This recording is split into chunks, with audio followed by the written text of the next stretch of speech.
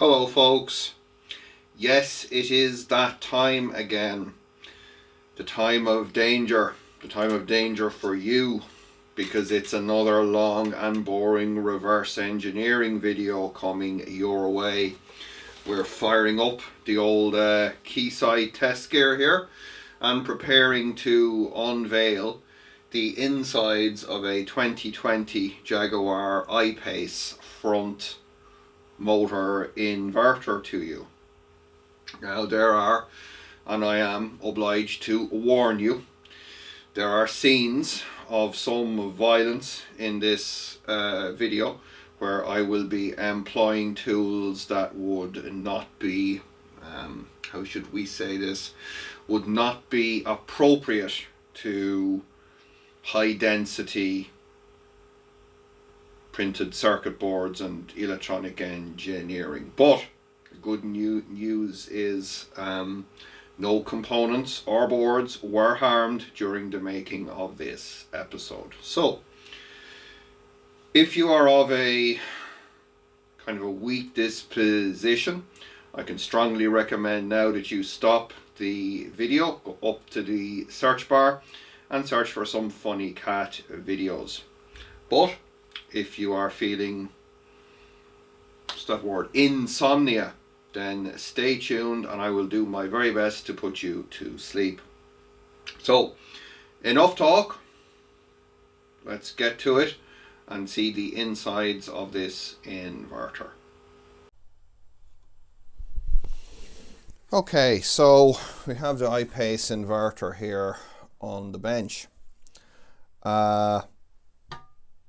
Back cover is held on by a bunch of these kind of weird security screws.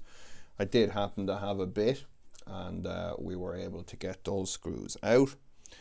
When I attempted to lift the lid, it was very much felt like it was glued in place, and unlike the kind of gasket cement stuff that Toyota and that use, that you just start it, leave a screwdriver in there and just walk away for a few minutes and it'll start to pop. This stuff stretched and necessitated me to go in there with a sharp scalpel and basically just cut as I was lifting around it. But once we got that done, we were able to pop the lid off, and ta-da! Welcome to the insides of our iPace inverter. This is obviously the front motor inverter. Just to reiterate that, I do not have the rear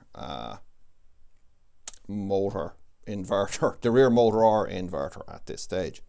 So what we've got here, just on a first look, is we have a kind of a dual board stack here, where the top board would appear to be the logic and the board underneath would seem to be for IGBT driving, and then underneath that is whatever kind of IGBT setup that we will find in here.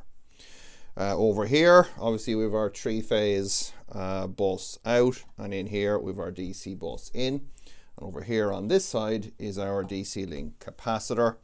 There's a little ribbon cable here that brings us to the front, where we have this connector and a loom. So on the loom we have a connector plug here that goes to the motor, brings things like the resolver and temperature sensor in.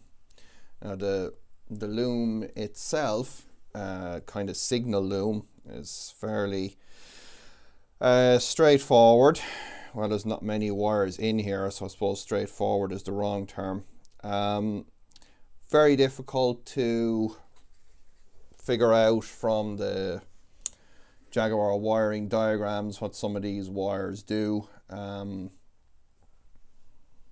Red wire is terminal 30, which is permanent 12 volt power.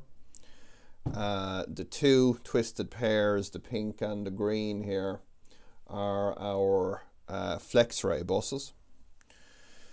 There's a white and a red, no idea what that does. There's two grey and black, or black and grey, which I think are the high voltage interlock. And then we have a brown, yellow, and a brown white that are some kind of either crash detection or shutdown signals. I'm not really sure what they do.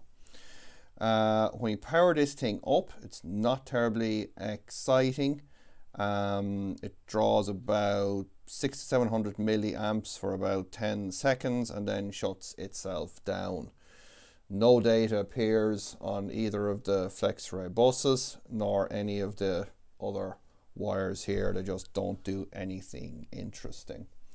Let's get in here a little bit, see if I can get you a little bit closer to what's going on, and just show you some of the little bits on the logic board here before we delve deeper.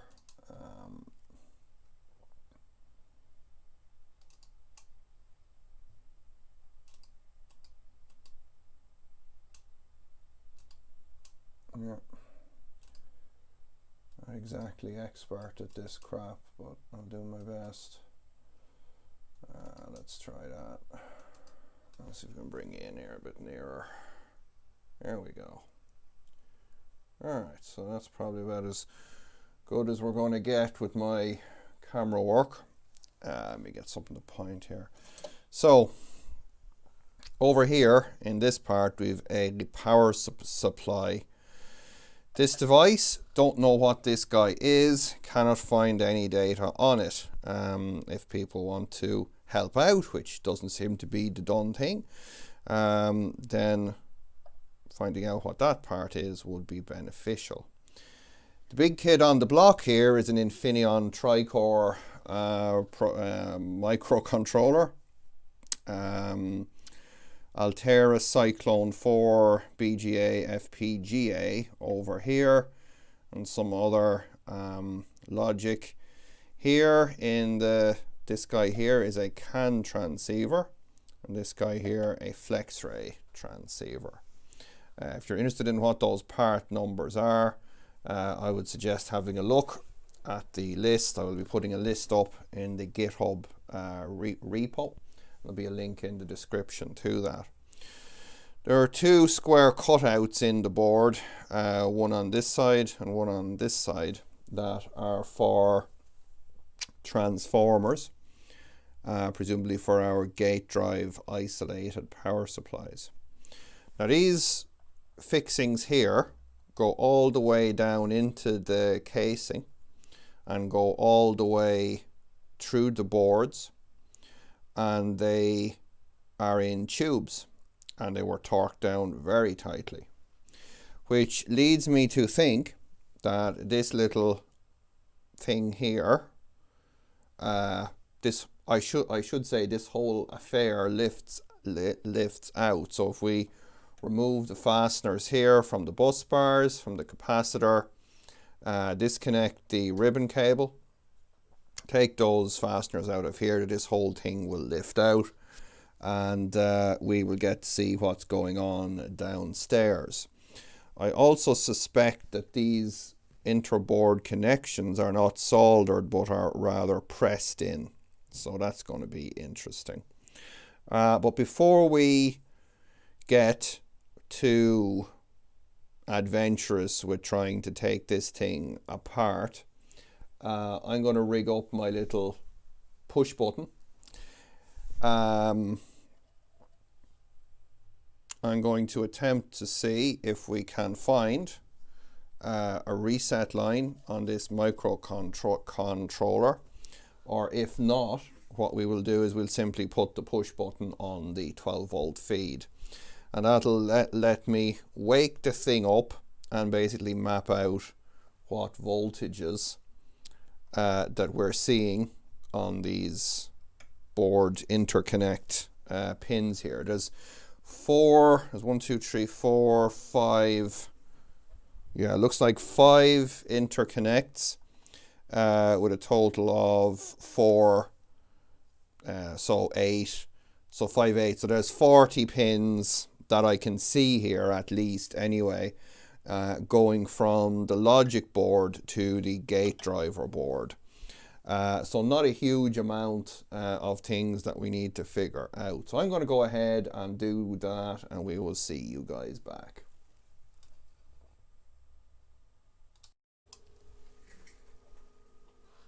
Alright, so did a little bit of probing around.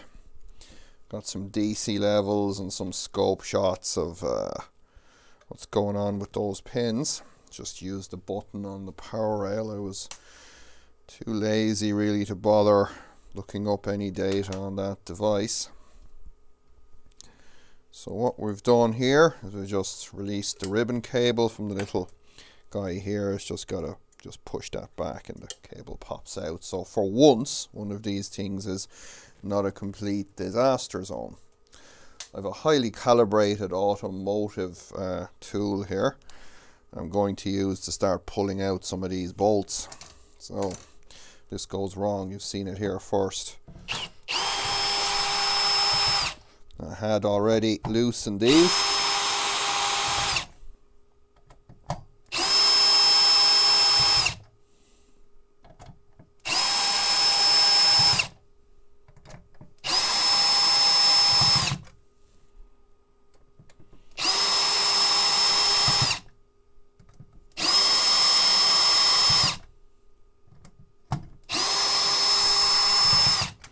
Alright, let's try the DC ones down here.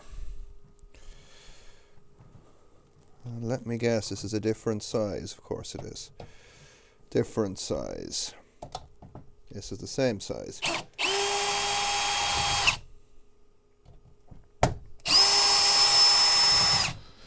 Okay, so all of these ones are the same size. These ones are a different size, so I gotta go to get a different size bit.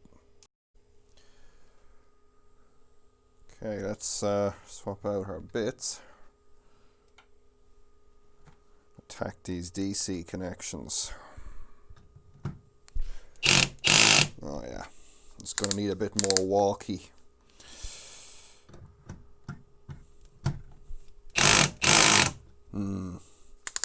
More walkie. Okay, this won't end well.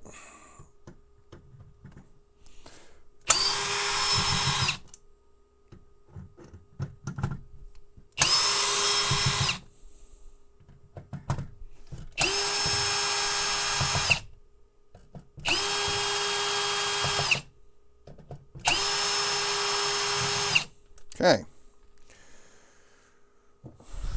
guess it's Milwaukee 1, Jaguar 0.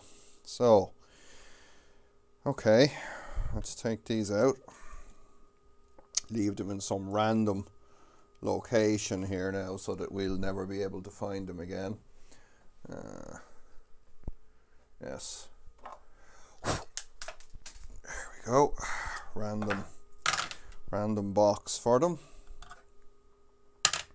Okay, so it looks like all the DC size fasteners are the same length. So yay for that. Except my fingers are too big to get in here.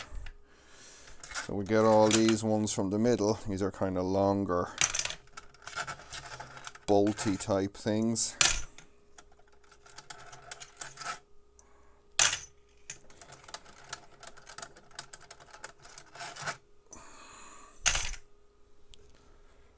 What's going on here? Might need a bit more walkie.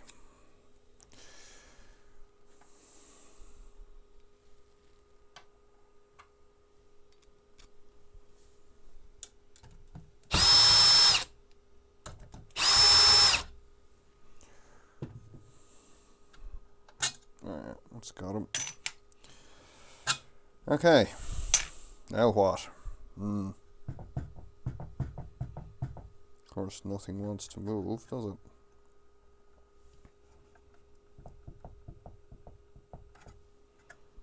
Certainly our logic board doesn't want to move.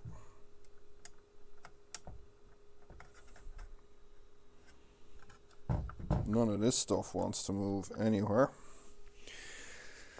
Yeah, crowbar would be definitely one way to go, but I'd really rather not. Okay, let's disconnect the signal cable there. Let's get over the back. And there is a cover on the back here, but I suspect that that is more to do with the coolant passages, because we got our two guys here, so I suspect the cooling passages run around like that, and this is to seal them off. Yeah, I could be wrong about that, I suppose. Wouldn't be the first time I've been wrong about something. There's also a gasket in there that I can see, so that kind of indicate it. Yes, tempting though it would, I'm sure, be to just start crowbarring on this thing. I'm going to try to avoid that.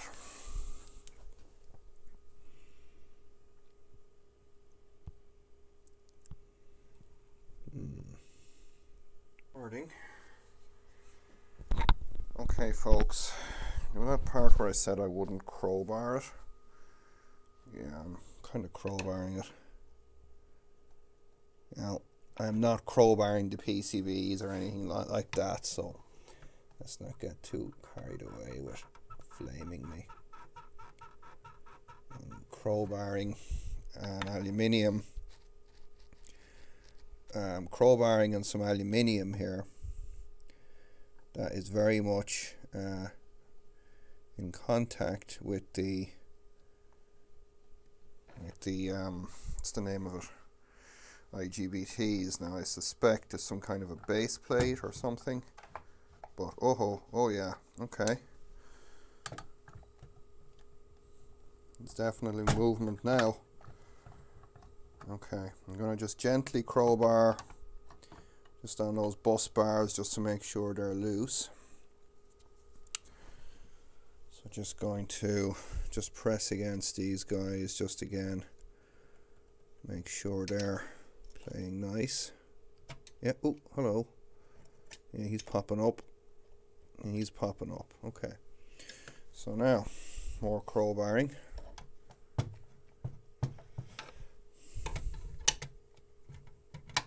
Oh yeah, we're basically loose now. There's something happening here. What it is not exactly clear. Oh, hello. Yeah. Okay. That worked. Oh, wow. Okay, let's see if we can put this down somewhere and get the casing out of here. Okay, so there's the casing. Casing has, looks like a gasket here and a gasket here. So the coolant comes in, comes through its own passage in this component here, and that's our coolant path. So obviously some coolant underneath here for the capacitor and something down here, but this is how our whole operation works. So okay, let's get the case out of the way. So let's lift the power module back onto the bench and see if we can make some sense here, folks. Alright, okay. So I'm gonna just flip it straight upside down for a minute, just till we see. Whoa, hello, Nursey. What is going on here? Okay. Okay, so looks to me like we've liquid cooled bus bars. So these are my two DC bus bars that bring DC current into the cap.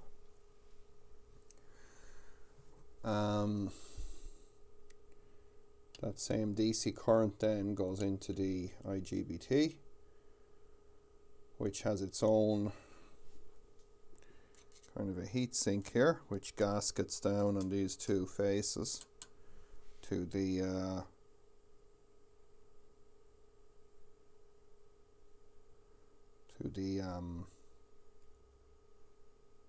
casing. It looks like 3 current sensors here, but we'll get a bit of a better look at that in a minute.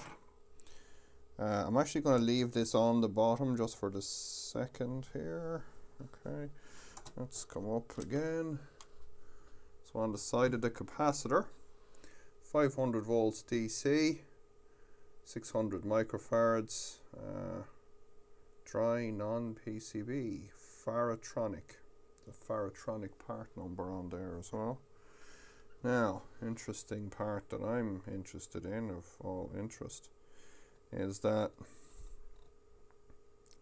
just looking down here, it's going to be really difficult to see on the camera, I'm sure. Let's see if I can give you guys a bit of extra light in there. I don't know how practical that's going to be, but basically that second board is most definitely a gate driver. I can see all the goings on, and I'm going to have to get in here a little bit closer, but I do think my initial suspicion about those fittings, of those being a push fit fitting, is correct. This is most definite. I don't see any sign of solder. Let me get in there with the magnifier just for a sec, see if I can ascertain anything. Oh, that is interesting. Okay. Going to be impossible to get you guys in here with the camera, but I might be able to microscope it at some point. So those pins have got a split in them. Let me get in here a little bit better. Don't want to strain any of that stuff. Yeah, the pins have a split. So they're split in the middle, and I'd say they normally want to force apart.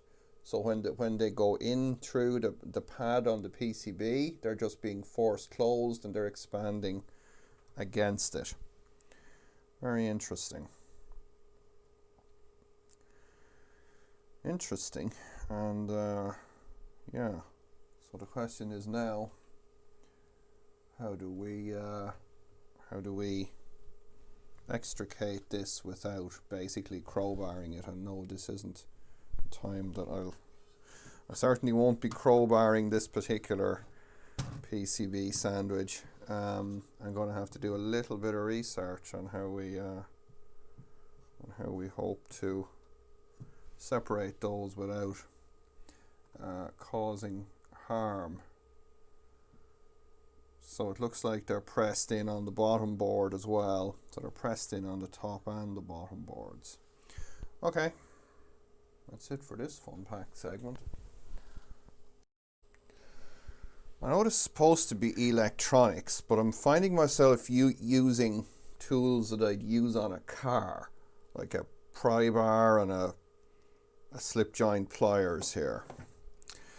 Did a little bit of research on these press fit things, and guess what? They're designed for single use application in order to avoid a soldering step. So you can see on this card here that there's no what's the word for it? Through hole parts. It's an entirely surface mount card, and so by using the press fit fittings, they avoid having the soldering stage of through hole in here. So didn't really spend a lot of time reading on the web, but once I understood what these things are, because you get 50 different opinions, but just applied a little bit of force here, just using the pliers. So just grabbed the board edge and just pressed on the pins, and without much ado, this thing popped up. So figured on camera, let's see if we can make a real mess out of this. It's not like we're messing with some, ooh, look at that, top spec electronics we've no replacements for. I mean, it's not like I'm any kind of an expert. Now I have managed to screw this one up a bit, so that's good. That'll get me extra clicks. Let's see if we can Put a little bit of pressure on this one. Oh, who's your daddy? Yeah, okay. So this is up here. This is now absolutely off those pins there. Unfortunately, I have kind of made a bit of a mess out of this one, folks. Oh yeah, okay. Maybe though. Maybe though. Yeah, I have made a bit of a mess out of this one. Yay. Ah! Yeah, I managed to bend over the pins on that one, so boo. Okay. Nothing like a screw up on camera. Yay. So, because obviously I don't really care too much about this board. I care more about the, care very much though. Oh, look at that. Those little, hang on. Those little tubes might actually come out. Let's see if they do. No, I'm afraid they don't, Damien. No, you have screwed up again, Muttley. Oh, sorry, dastardly. Where's the snippers? Yeah, these ones I have managed to ruin their day. Sorry, guys. Sorry for ruining your day. I really do wonder sometimes, you know, why things like this happen, or why they, not why I screw up, I should say, but why just why things like this exist really in something that is in a car you would like to think should be serviceable, but guess not. I'll try not to get on my right to repair bandwagon here. I'll leave that for the experts. See if I can wreck this a little bit more. I have actually managed to get it to pop up here, so that's good news.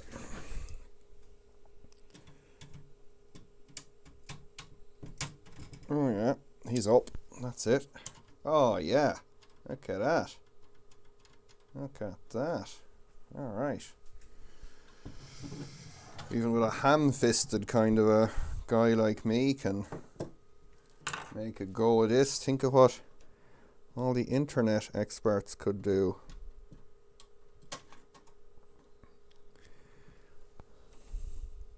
If only we could get the internet experts to actually do some work.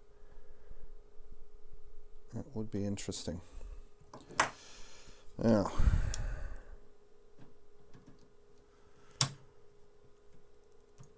oh, it's like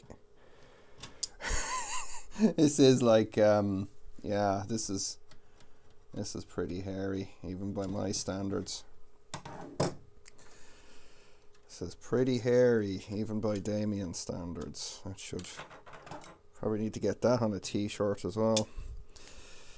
Of course, this is the one snap-on tool that I own, so it is somehow appropriate that I'm using it in this way. I'm not sure snap-on would agree, but alright, let's see. I managed to wreck a few more of these pins. Good news is they actually seem to be copper. Just from cutting the few there that I've had to cut, they do actually seem to be copper. So that's very good. And these ones here I've managed to, oh wait, wow.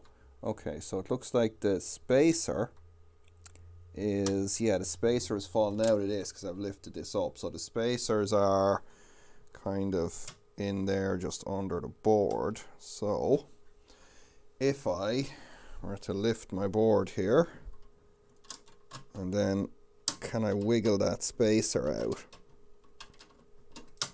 Oh, wow. Yes, this is very good. What could be going wrong here? Oh, wow. I thought Tesla stuff was hard. Yeah, I know. I did think Tesla stuff was hard. Come on. That's it. Okay. Alright. I'm hoping that that's okay still. So I got the spacer out of here. Now I should be able to get in here kind of just edge this guy off here. A bit of luck and a prevailing wind. You're not quite free yet, are you? No. No. I want to try to avoid pressing on the whole thing there if I can try, but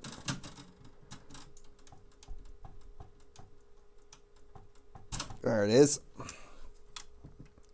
Okay, we're down to one left. One left, folks. One left.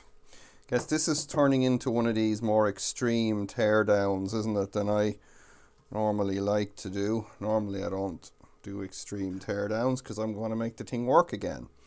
And we are going to make this work again, contrary to what you might be seeing here. So I think what we're going to have to do here is we're probably going to have to be... Damn it, I hate this idea now. I hate this idea. I really do hate this idea. This is a bad idea, Damien. Ugh. Yeah, that's it.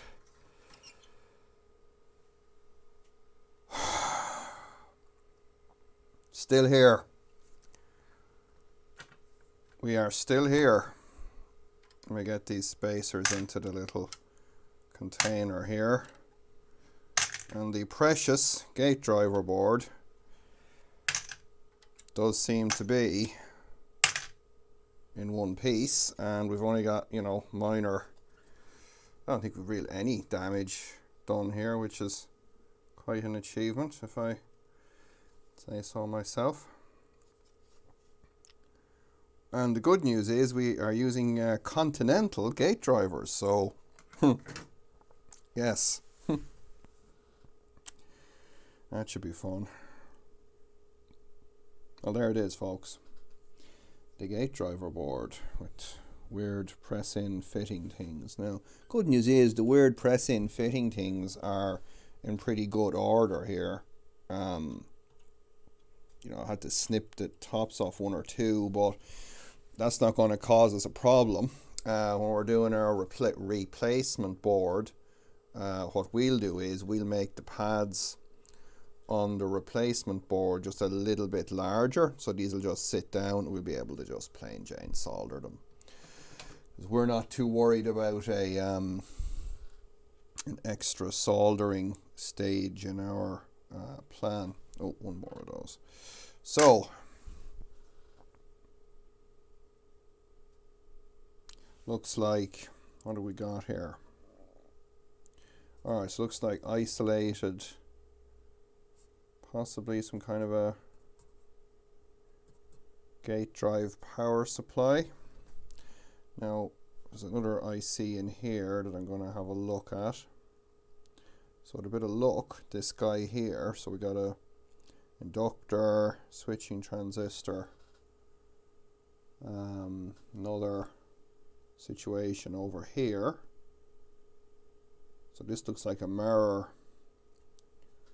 possibly a mirrored, maybe not.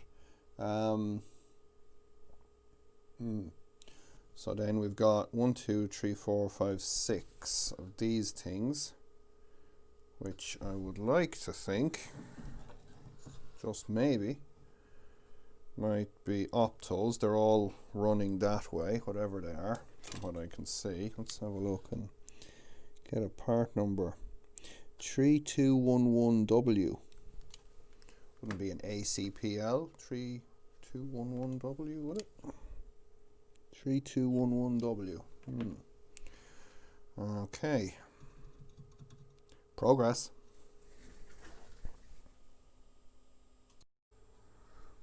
Okay, folks.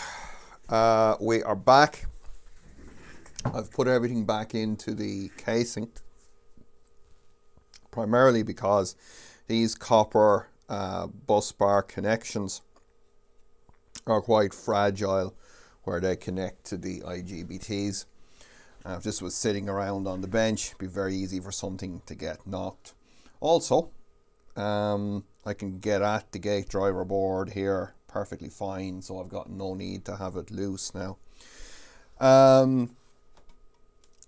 Looks like we're fairly successful getting the logic board off. I've done a little bit of preliminary, just looking at some of the components and just trying to work out what's going on here. So I'm going to give you guys just kind of a first look at what I've managed to find here.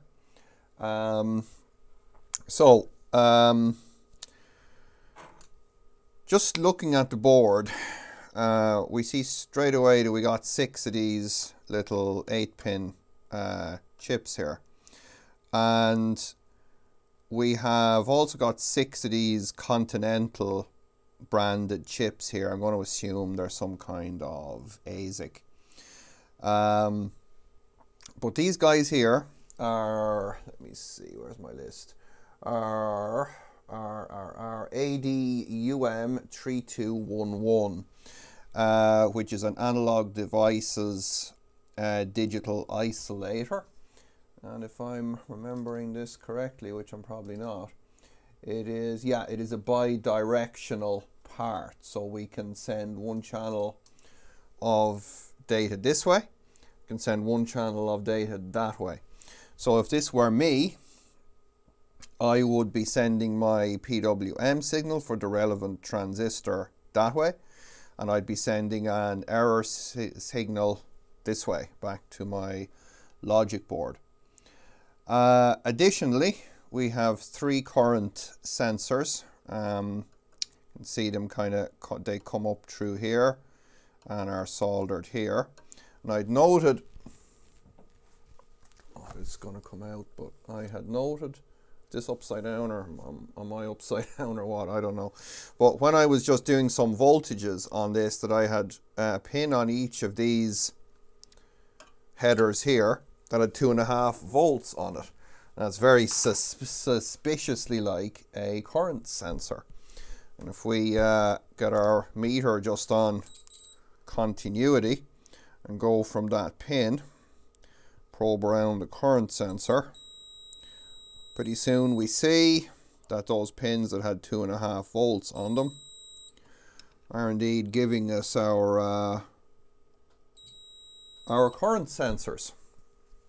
So one little thing out of the way. What would be interesting then to see is if the channels on the digital isolator here just go to any of the pins on this card. Oh, there it is. And interestingly, on those bottom pins, I was seeing a little bit of a weird waveform on my oscilloscope when I was looking at it. So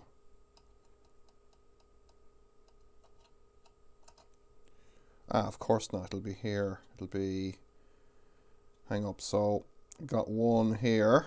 So that's this channel here.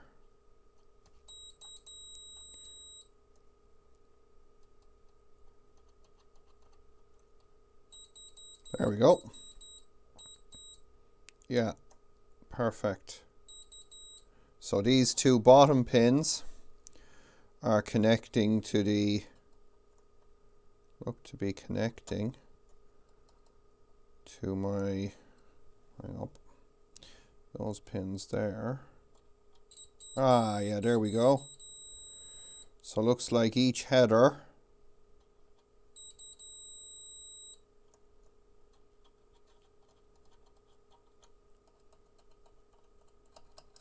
this is a lot easier than the Tesla stuff, guys.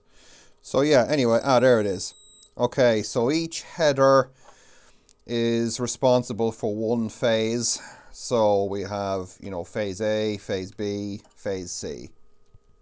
And we have as I said, an ADUM 3211 giving us a signal in and a signal out. We got a current sensor, and yeah, it looks like we just got some logic level stuff going on there, but I can work that out when we're better, when I've got a little bit more familiar with the thing. But anyway, so looks like pretty straightforward. We should be able to control our IGBTs via the headers here and read the current sensors. Again, they're just, there's no weird Tesla style gating or any other nonsense going on there, so we should be able to come straight up out of that.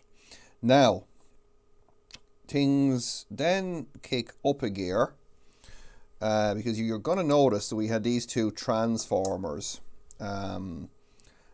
that we were able to see through the holes in the board, in the logic board, when we had this guy on here. Now there is an MAX15005BAUE device here and here, and these are basically a switch mode controller chip.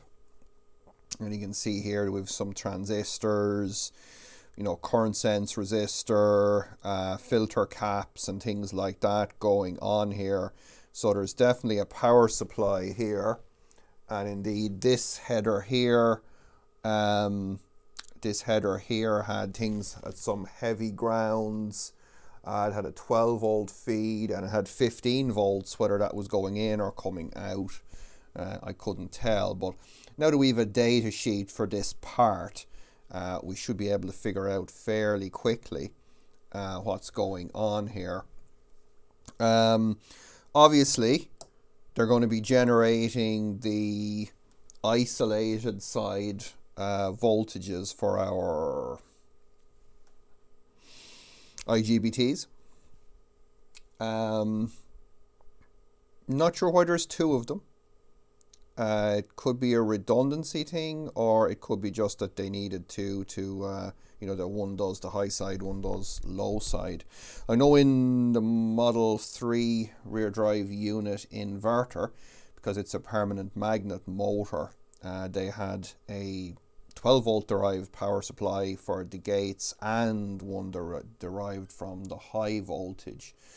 But that being said, I don't see any, that's not a chip that you would use for a high voltage derived power supply. So not really sure, but we'll dig into that further as time goes on. Now, this little bit in the middle has some interesting things going on. And it was one of these circuits that fooled me way back in, not quite way back, but when I did the Model S large rear drive unit. So we got some ICs here, so I'm going to just tell you what they are, and I'll give you the part numbers of them. This guy here, the larger one, is a Delta Sigma modulator. This guy here is a, where is he gone? He is a 7 kV rated isolation amplifier. And here we have two opposite direction facing high-speed digital optos. For those of you playing along at home, this part here is a Texas Instruments AMC 1305M25. This part here is again a Texas Instruments AMC 1301Q1. And these two little guys here are Broadcom ACPL M43T, basically digital opto isolator high-speed transfer data thingies. So, what does this circuit do? Well, if I were to be taking a guess, and there's some other chips in here that I haven't looked up yet, but if I were to be taking a guess, I think what's going on in this area here is we are looking at a very complicated way of measuring the DC bus voltage. And that is going to be transmitted back up to our friend here. in the form of a 1-bit stream, probably at a couple of megahertz. But we know how to handle those with an analog filter. So we won't be needing any Altera Cyclone 4, though I do think, folks, I gotta say, right, I think of all the electronic components that I've came upon in my life, FPGAs have the coolest names. I mean, you've got things like Cyclone 4, Spartan 6, Zinc 7. Yeah, cool names. I wish I could, you know, have some cool name parts. You know, I might just put a Spartan 6 on there just to annoy Johannes or something. Anyway, yeah, with my Verilog skills, I could probably make a few AND gates in there. So, yeah, that's not less said about that, better. So anyway, looks like we've a fairly good chance of being able to control this inverter power stage. Looks like we'll be able to drive PWM, read the signals. We have our isolated gate drive power supply. And we'll be able to deal with this thing here. It could also be reading temperatures, but I doubt that. It's kind of hard to say, but it does strike me as potentially a